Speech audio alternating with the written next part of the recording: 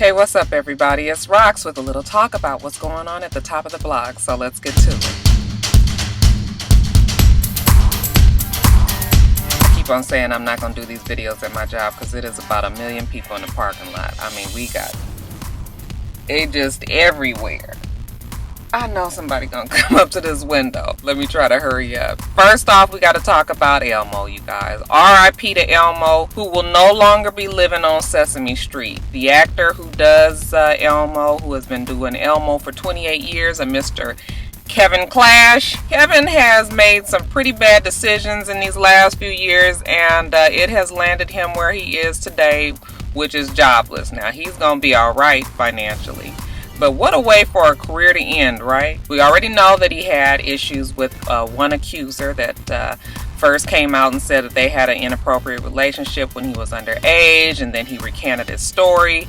Turns out that he was paid off $100,000, and he recanted his story. Then, after he got the backlash of recantation, if that's a word, he came back out and said, you know what, it did happen, and he would be willing to give back his $100,000 if, you know, he would be able to get his reputation back. I'm gonna let you know that you ain't getting that reputation back, so you best hold on to that 100K. Just the other day, we had a second accuser come out. This gentleman looks sort of like James DeBarge, and his name is Cecil Singleton, I believe, and he is also accusing Kevin Clash of an inappropriate relationship when he was 15 years old. Evidently, they met in an internet chat room, and they hooked up. Mr. Singleton is saying that they did not have sex, however, but there was some heavy petting, some kissing, and some masturbation. I got two things to say about that. Now, if I'm gonna be fucking around doing shit that I know I ain't supposed to be doing, I might as well be all the way in. What the hell I'm gonna be humping on somebody for? You know, if I'm gonna get in trouble, I'm gonna do the whole thing, okay? So, what a waste of time. You done got in trouble and you wasn't even fucking, but I don't even really believe that. You get together with somebody, you kissing each other, and you holding on to them, and you rubbing against them, and you jacking them off, and you doing all of this. What would keep you from, what would stop you from doing it? The fact that he's 15? If he was 15, then that would have stopped you from doing anything with him, right? So yeah, I don't really believe that. Cecil is saying that they didn't have sex until he became a consenting adult, and yeah, like I said, I just don't believe that. But yeah, it's just a terrible story. I done told y'all 1 million times, and this goes for both straight and gay people, evidently. Y'all gonna get enough of fucking around with these young ass kids. Now I done told you, okay, what is wrong with somebody that makes all these millions of dollars fooling around with these damn kids that ain't got shit to show for nothing? Well, you know they're gonna come up if they tell, so why would you put yourself in this position? If you'd have got your ass with somebody that was older and they had as much to lose as you, I mean, they probably wasn't gonna have as much to lose as you, but you know, if they had some worth in their life, you know, if they had some shit that was going down, a good job, and you know, all of this, at the same time, they wouldn't have, you know, chances are you wouldn't be finding yourself in this position today. So yeah, I feel sorry for Kevin Clash. We make bad decisions. We all make bad decisions. So he's human, you know, even though he's a red furry animal to most of us. He is a human being, and yeah, he's made some bad decisions. And because this second thing came out, he just decided that he's not going to do it. It's going to take too much, you know, attention from Sesame Street and the character of Elmo and all of that. And I have a feeling that we got like a little Tiger Woods situation on our hands, and I think a few more people going to come out. Now, I don't know if Kevin Clash is married or not. He does have kids, and you know, it's been going back and forth whether or not he is actively married right now or if he's been married in the past, whatever. I mean, the man is gay. He has the right to, you know, fraternize with whoever he wants to. However, it's just unfortunate that I just want y'all to quit fucking around with these goddamn kids, okay? Get you somebody grown. So Rihanna's album came out, Unapologetic. It came out on Monday night, I believe, and I didn't get it. I don't like that Diamonds in the Sky song. I'm sorry. I know everybody's all inspired about it and been, you know, quoting it and, you know, taking pictures on Instagram with like lights shining in their face and everything. I'm just like, you know, shine bright like a diamond. It's like, I don't really, maybe it'll grow on me. But anyway, you know, Rihanna, she thought that she would do something real epic with this, since this was her 7th album. She decided to embark on the 777 tour, which was, she was on a 777 jet. This was her 7th album. She was going to 7 countries in 7 days. She was either going to be performing or, you know, doing some sort of appearance or wherever, you know, whatever she was doing, but it was all going to be in 7 days. She decided to take along the media, some bloggers, some news outlets people, and then she also took along some fans on the jet. And it was supposed to be this great big old fun party time, get down time. Okay, well, it has not quite turned out that way, and I don't know if the media thought that it was going to be something else. They obviously thought it was going to be something else. If they have been complaining basically every day about how horrible the whole thing is. Now, first of all, they can't get any access to Rihanna. Now, that's understandable, but I guess they were led to believe that they would. But other than the first day, they saw her in baggage claim, evidently, and they ain't seen the child since. Now, they all on the same plane as far as I know. They haven't had any access to her because, you know, she's busy. She's getting off the plane. She's probably going to do what she has to do, and then she's coming back, you know, late, probably get into her first class area and goes to sleep. They're saying that the journalists, they get on the plane, you know, they're sitting on the tarmac waiting for hours and hours for her to get there because, you know, Rihanna, she probably out partying and doing whatever she's doing. However, they're all waiting on the damn plane for her. You know how long it is. You know how annoying it is to fucking sit on the tarmac when you just waiting to take off. Okay, can you imagine sitting there for hours not being able to get off? So they're complaining about that. They're complaining that the food is not adequate, that the drink is not adequate. And, you know, when you look at the plane, it looks like it's a goddamn million of them. I'm just like, fuck, do everybody got a seat? It looked like some of them standing around. One blogger got so disgusted with the whole thing that he actually streaked the other day on the damn plane. You guys can see it on video. He just took off all his damn clothes and ran around the plane. You know, they're all cheering. At one point, they're all just like, you know, just one quote, just one quote. You know, they're chanting it because they haven't been able to talk to Rihanna. I guess they thought they were going to be able to. They're also complaining that, you know, they're tired of seeing the same concert over and over, and they're also complaining that they haven't been able to do any sightseeing in any of the countries that they visited. Well, I think that that's like, y'all was tripping if you really thought that you was going to be getting off and doing some sightseeing. Nigga, this is 7 days, 7 countries. I mean, some countries take hours to get to, so what makes you think that you was fixing to be getting off and going to buy, you know, your family some damn magnets for your refrigerator? No, it wasn't gonna go down like that. So you guys was probably over assuming on that point. And then as far as seeing the same concert over and over, it's like, what do you expect her to do? This is for her album. She's got a show that she's putting on. She does the same concert. I'm sure when she's doing a tour,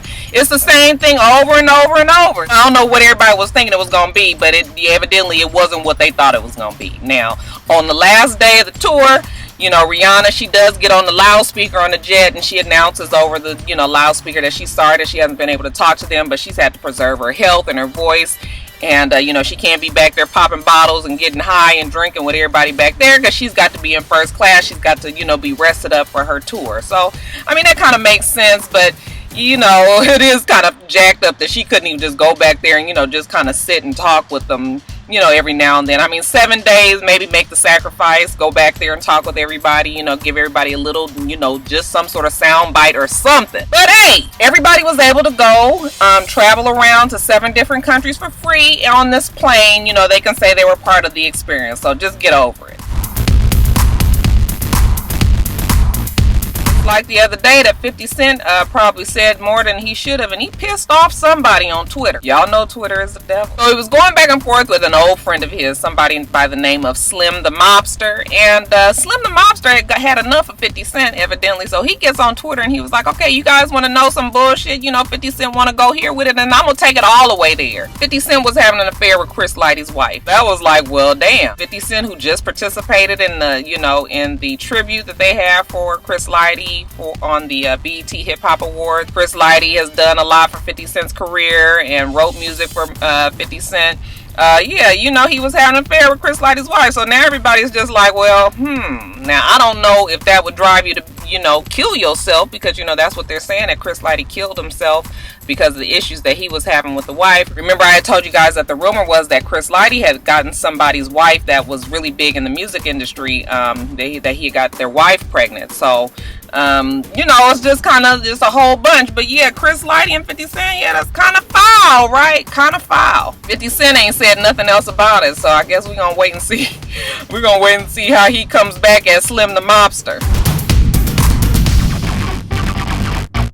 Now, I told you guys a couple of weeks ago that Kimora Lee Simmons is going to be back on the reality show circuit, and I was really kind of surprised about that because of, you know, the issues that she was having with the one Miss Cola Booth. And you guys remember me telling you guys about Cola Booth. Cola Booth is the woman who had accused Kimora Lee Simmons of stealing Give Us Free from her. Cola Booth said that she and Give Us Free has been having an affair for like the last few years, and she did it all just to get back at Kimora Lee Simmons. So now they're saying that Give Us Free and Kimora Lee Simmons is on the outs, and that Give Us Free wants to you know, announce that they're breaking up. Now, they're not even really married, I don't believe, but, you know, they have a son together, and they've been together for the last, I want to say, at least 5 years that I can remember. And it doesn't shock me that he's going to come out with the breakup if it is true, because, you know, she's going to be on this reality show. She needs to break the tie. Otherwise, this Cola Booth lady is not going to leave her alone, okay? Cola Booth is about her damn business. Have y'all read that shit? Okay, she got a lot to say, and I have a feeling that she's going to have a lot more to say, especially if they're still together. So, we'll see how it plays out, but yeah, Give Us Free and Kimora Lee Simmons looks like they're done.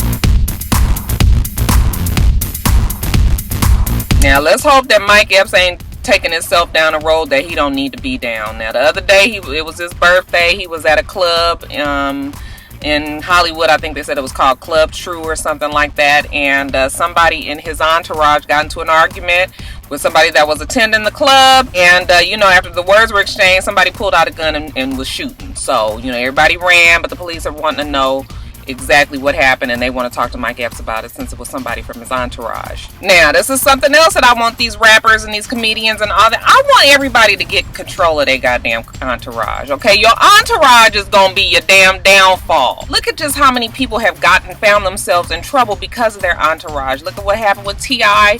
and the night that his friend got killed. You just always hear about different stories about it was the person that they were with, okay? It wasn't necessarily them, but he can't get himself wrapped up in this kind of shit, okay? I need y'all to cut all these hangers-ons and the ones that's gonna bring some drama to your name, because Mike Epps is on the rise, I believe. He's getting roles, and you know, he's doing well. He don't need this kind of drama in his life. So yeah, Mike, I want you to get it together. I want you to get it together fast, okay? We don't need another Cat Williams situation, and y'all know I can't even get into what's going on with Cat Williams. We just gonna pray for him. But yeah, Mike, get it together. So I have reported last week that the rumor was that Tamika Foster was going to have to move out of her house, that she was evicted because Usher was going to be selling the mansion. Tamika has come back and said that no, she was not evicted. And I think that might be a play on words. I don't think that Usher is putting her out per se. I think he's probably going to let her stay there until the house is sold. So it's not really like she was evicted. She probably doesn't have to leave in 60 or 90 days like people are saying. She's probably going to stay in there. If I was her, I would stay in that house as long as I could. Because of the way the real estate market is right now, that house probably is not going to sell no time soon. And girl, honey, if I was her, I would stay my ass up in that house rent free for as long as I can. Like we all said last week, it's terrible what Usher is doing to her, and you know, I hope she lands on her feet. But yeah, so she wasn't evicted. She's probably still going to be moving, but you know, she's not going to be out on her butt in the next couple of weeks.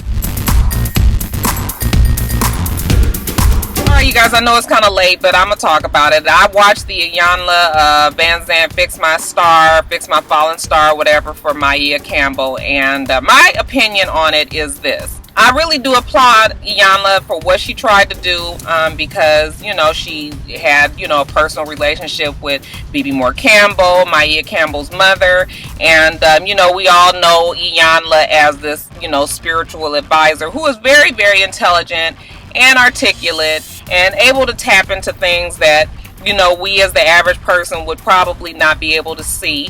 So all of that is really good. I think that that's great for a situation when somebody has just had, like, you know, some down times in their life or made some bad decisions or whatever. But when you start to add mental illnesses and when you start to add drug dependencies, I think that maybe that's a bigger issue than just somebody who, you know, was sleeping around because you know, their mother wasn't around, their father wasn't around when they were a child. Especially when you have mental illnesses, this is not something that a person can control within themselves. This is a chemical imbalance within their brain, and you know, it causes them to react, make decisions. It causes them to live their life totally different than somebody who doesn't have a mental illness. So I don't know if, you know, all of the exercises that she had Maia Campbell do and all of that would pertain to somebody who has a chemical imbalance. To me, it was more than she bit off way more than she could chew. She's so much more tormented than just somebody who had a difficult childhood. It was good. The show was good. It kept my interest and everything. But I just feel like those type of situations, I just wish that maybe Iyanla would stay away from. Now, you guys tell me your opinion. Did anybody feel like Iyanla was trying to take up for BB Moore Campbell originally, and then she kind of probably backed up off of it? I kind of felt like she wasn't really listening to Maia Campbell at the beginning, because even if, you know, I know that she always says that you have to own it and you can't place the blame and everything like that. But if she felt like her mother and her, you know, mother and daughter dynamics are really a whole lot. And there's plenty of mother and daughters who don't get along. And it's a whole bunch of reasons why. So when she was trying to tell her at first, you know, she was just like, well, your mom was this and your mom was that. I kind of started to get defensive for Maia Campbell, because I was like, she's trying to tell you about her mother. Now, whether or not, you know, you agree with it, this is her vision of her mother as her child, not as you see her mother when you're her best friend or you're her friend or something like that. So at first I was starting to get defensive, and I was just like, now wait a minute now. So, you know, because you really have to be very open and non-biased to this. And then when she came back on the show, it was different. You know, she was willing to listen to the girl. So I think somewhere along the line, Iyanla started to realize that, okay, I need to really, really, truly try to be non-biased and listen to this girl. But like I said, you guys tell me what you think, what you thought of the show. I know it's late, but I just feel like I just wanted to say something about it. But let me know below what you guys thought about the show. The game will be back on BET like they said, and basically the cast that will be returning is Wendy, you know, Pooch Hall, the guy who plays Malik, Brandy will be back. They say that Jason Pitts will be back. The kid that plays Malik's best friend will be back. Then we've got newcomer Lauren London and another gentleman, I can't remember his name. The only person that won't be returning is Tia Mowry, which is really sad that, you know, that they're going on with the show without her. But, you know, I don't know whatever happened. They never really made it clear. I don't know if it was money or not, but it was interesting that Pooch Hall would come back and Tia didn't. But hey, I guess, you know, you gotta move on. Who still watches that show? Does anybody watch that show? Because I thought the show was horrible. I had a lot of people tell me that it got better last season. You know, I ain't got much patience to be sitting up here trying to figure out if a show is gonna be good. Like, give me about 3-4 episodes, and after that, if it's like not gonna be good, with the exception of Basketball Wives LA, that fucking show, I don't know why I still watch that shit. I just think I just have to see it through. But other than that, I'm not gonna sit and watch a show that's just so clearly not good. The game started off horrible last season. You know, I need them to come better this season. I'll give it a try again. And but they need to start off good. We can't grow to be good. Okay, this show has been on way too long to be coming up here with some bullshit. The show will be back on. They just filmed their 100th episode, and we don't know when it's going to be on BET, but it is definitely coming back. Will you be tuning in? I just have to say this little story about y'all lesbians know y'all be doing the most. I'm telling you, it's something about when two women get together. Now, you know, we as women, we really emotional. Okay, that's why when a man and a woman together, the balance is supposed to be, you know, that the woman gets the emotional and the men brings the physical. I'm not saying that woman shouldn't be with woman or nothing like that. Like I say, you do what you want to do. I'm just saying that when you get two women together, you get the emotions of both women put together, and that shit combusts, okay? But anyway, let's get into this story. So, Shamik Holdsclaw, okay, she plays for the women's NBA. She was in a relationship with this girl by the name of Jennifer Lacey. And her and Jennifer Lacey was in a relationship for like 4 years, and then they broke up. And they say that Shamik had a hard time trying to get adjusted with the breakup. Evidently, a couple of days ago out here in Atlanta, they were at the same gym, and Shamik goes up to Jennifer, and they have a couple of words. Nothing happens at that time, but when they leave, Jennifer realizes that Shamik is following her in her car. Jennifer gets, she kind of gets afraid, so she goes to a friend's house. She goes inside. Shamik goes up to her Range Rover, busts out the windows with a bat, and then shoots in the windows. Okay, so I guess we can say that Shamik is really having a hard time with this breakup. Now, of course, Jennifer didn't come back out because now she's afraid for her life. They say that Shamik left the scene, but she was frantically trying to reach her, calling her on the phone and everything, and Jennifer was trying to have no parts of it. She did call the police, so there was a warrant out for her arrest, for Shamik's arrest. And she turned herself in. They say that this girl has had some issues with depression, clinical depression in the past, and she's tried to kill herself before. So, yeah, I think she's got, a couple of other issues that's going along. But, I mean, damn, you shooting up cars, though? For real? So she was released the other day, $10,000 bail. She's got to go back to the courts on November 30th. I guess she has 2 counts of aggravated assault, 2 counts of possession of a firearm, or some other stuff that she's got. Y'all be doing the most. But that's not to say I don't love my lesbians. I love my lesbians. I love my gays. Alright, you guys, just a few stories in reality recap. First, we got K. Michelle from Love and Hip Hop ATL. Miss K. Michelle has signed a deal, you guys. She was signed to Warner Brothers Record, and she's very happy. I'm happy for her. Even with all the craziness and, the way that she can be sometimes, she's very talented, and it would be a shame if that talent was wasted. She has a fan base. People go pay to see her. She's, had 1 million downloads of her mixtapes. Congratulations to K. Michelle. I remember one of my viewers from my Love and Hip Hop ATL days telling me specifically that her being on the show was a nail in the coffin for her career and that nobody would sign her. I always thought that she would be signed, and evidently Warner Brothers took the leap of faith and decided to sign her on. I hope she does well. I hope that it works out for her.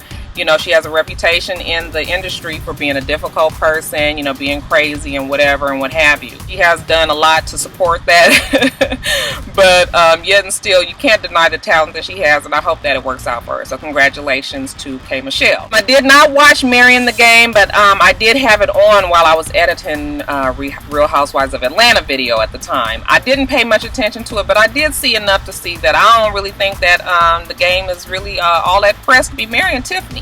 How old is Tiffany? Can somebody tell me? Is she older than him? She's got to be. She looks so much older than him.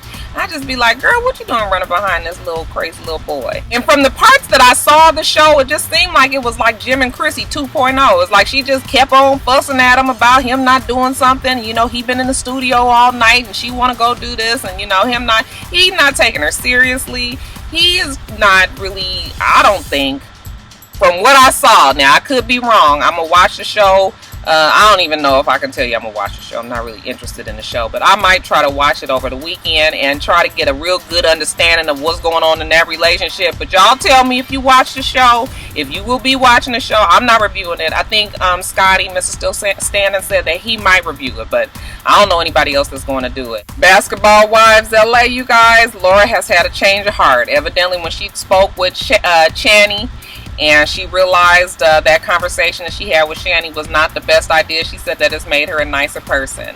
I know she got a lot of backlash on that because she was all the way wrong in doing that, and but it don't change my opinion of Laura. I still think that she's a snake. I don't care what she, what she come up with. I know you guys all keep trying to tell me what she did to, what Jackie did to her, and that's made her so mad and everything, and people trying to justify it and everything. It's still stupid to me. Okay, even if it is the fact that Jackie told that Gilbert and Gloria slept together, then you just completely let Gloria off the hook. Jackie just said what actually did happen.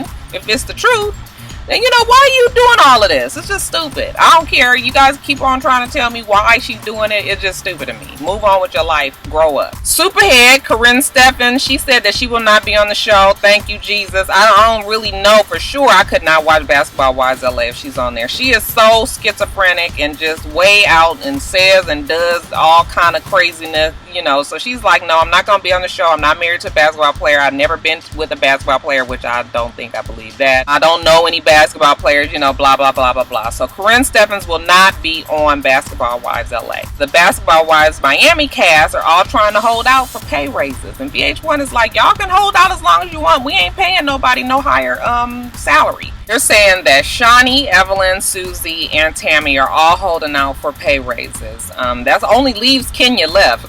So I guess if they all don't get their pay raises, then there will be no show. It's interesting that Shawnee is on that list, you know, especially with her being one of the executive producers. I guess this lets you know that she is an executive producer, but she ain't really got too much say about what happens as far as the pay goes on around there. She's always said that she doesn't have that type of control of the show, and I guess we didn't believe her, but I bet you we believe her now because she can't get no more money. I know that VH1 makes a lot of money off of this show. I don't really know how much they get paid now. However, I think that they do well enough. I think they said last season Evelyn was getting paid like $40,000 an episode or something like that. So I don't know what they're trying to get up to. I don't know if they all make the same amount or whoever makes what.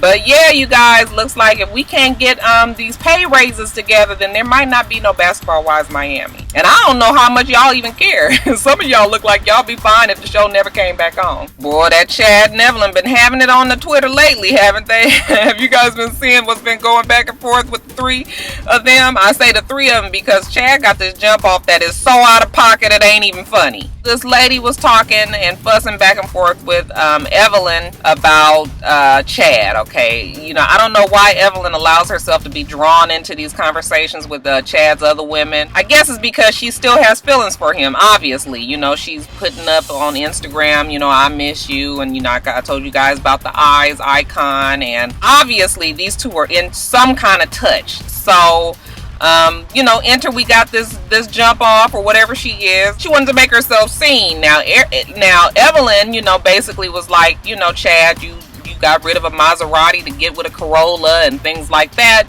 saying a whole bunch of stuff about the girl, things you probably just shouldn't even be doing. You need to just stay out of it, Evelyn. But baby girl fixed that because she came on back on Twitter and just went crazy, okay? Posted all of these damn text messages that Chad has sent her saying how, you know, he didn't get to come in her and how she didn't get to do this, and, you know, when she came over she was gonna spend the night, bring your pajamas, and all kind of shit. Now, you know, it could or could not be from Chad, because, you know, you can put anybody's name in your phone and it could be anybody else. So, but she also posted a picture of his underwear, a picture of him in his underwear, and a picture of him outside of his underwear. Chad is, you know, he's not too big, not too small, and he keeps it real waxed, real clean down there. Ain't no hair. So my advice to Evelyn is just to leave it alone right now. If you and Chad are working on some sort of you know, some sort of amendment of this relationship, you know what, get off of Twitter and work on your relationship outside of the social media, because there's always gonna be somebody around that's wanting to pull you back down. So just get off of Twitter, because what did I say, y'all? Twitter is the devil. Not no gossip or nothing. I just wanted to tell everybody happy Thanksgiving to you and your families. Hopefully that you guys will all have a wonderful, wonderful Thursday and Black Friday shopping day on Friday. I hope that you guys are all very safe, you and your families, and I will see you guys again next week for Real Housewives of Atlanta on Monday. Okay, so like I said, I love you guys all. Happy Thanksgiving to everybody. Alright, you guys, that's it. So we do this every week. You guys make sure that you rate, comment, and subscribe, and make sure that you come back.